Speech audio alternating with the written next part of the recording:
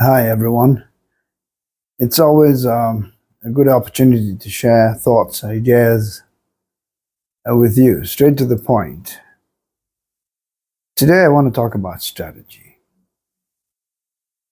After over 3 decades of working with leaders, especially in the public service, I must say what's been on my mind for so many years. Our leaders do not know very much about strategy,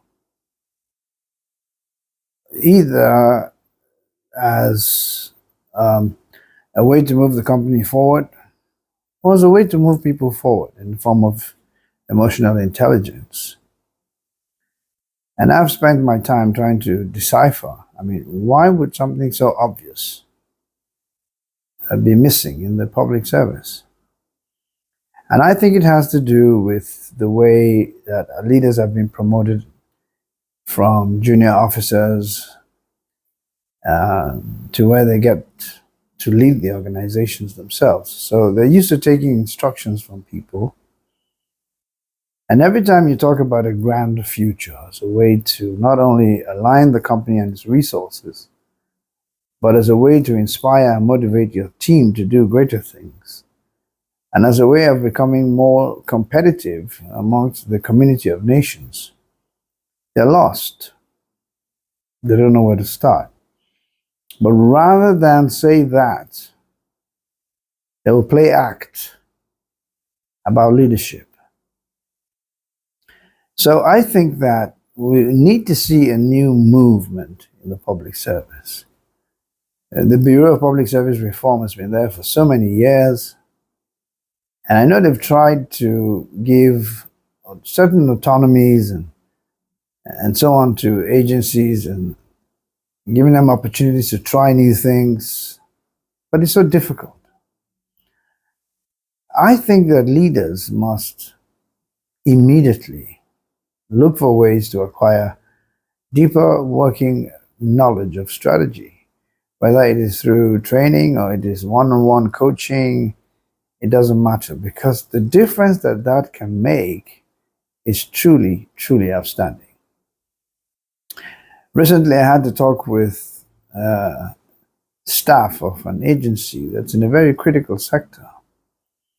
And some of them had been in the company for 10 to 15 years. They've never had any training. They've never had any orientation. They don't know what the business does. When we did the focus exercise with them, where we said, what do we provide in terms of product or service category, to whom, where they had to identify the ideal customer, so that they could, identify what exactly the customer needs them for. And then we looked at competition. I'm saying, unlike who and who and who does this, what makes us different as a differentiator? It was such an eye-opening experience for them. Well, I was happy for them, but for them to have been there for 15 years, then the company will turn around and say, we don't have a deep leadership bench, or we have problems with succession planning, is unconscionable. I would suggest that leaders immediately begin to understand the value of strategy and how to build that. And I would like them to even go beyond that. Once you have a lock on a high definition destination, you can set certain frameworks for strategy, but give away some of the power to the people. You'd be surprised with what they can come up with. One of the exercises we completed recently, we had middle-level managers develop new flow charts for the entire business, identifying their customer touch points. And then, having done that, to go to each customer touch point and seek ways to innovate on specific touch points. They literally came up with an entirely different organization. And the consensus was that if leadership would listen, they would transform their service contribution on the continent. And these are just middle-level managers. They're not the ones who say yes or no. They're not the ones who allocate resources. So there's power at the bottom of the pyramid, as it were. And strategy under professional guidance can be outsourced to an extent once you have a high definition destination based on a strategic intent. The architecture and the tactics to deliver should be left to the people. I am all about national competitiveness. I see it as a sport and I get very engaged. Whether it is manufacturing or power, I want us to do better than anyone else. And I know strategy is a key thing that's missing. It's strange that we offer strategy sessions for free once a year on our CSR program. And even these leaders don't take up that offer. It's amazing.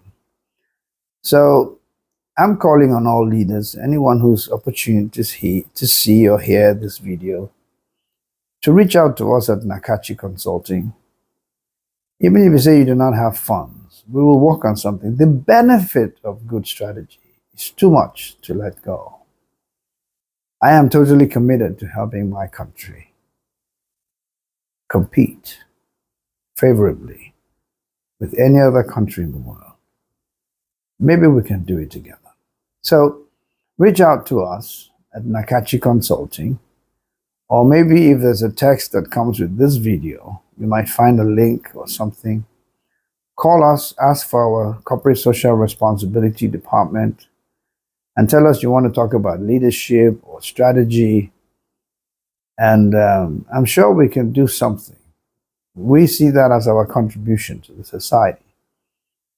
If you can take it up, if you can take us up on it, your people will thank you for it, and there'll be tremendous energy released from within your organization that will take you places you never thought you could go.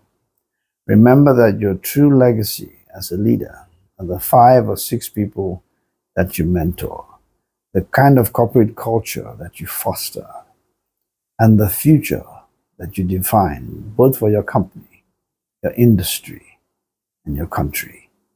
One of my favorite quotes of all time is the true product of a company.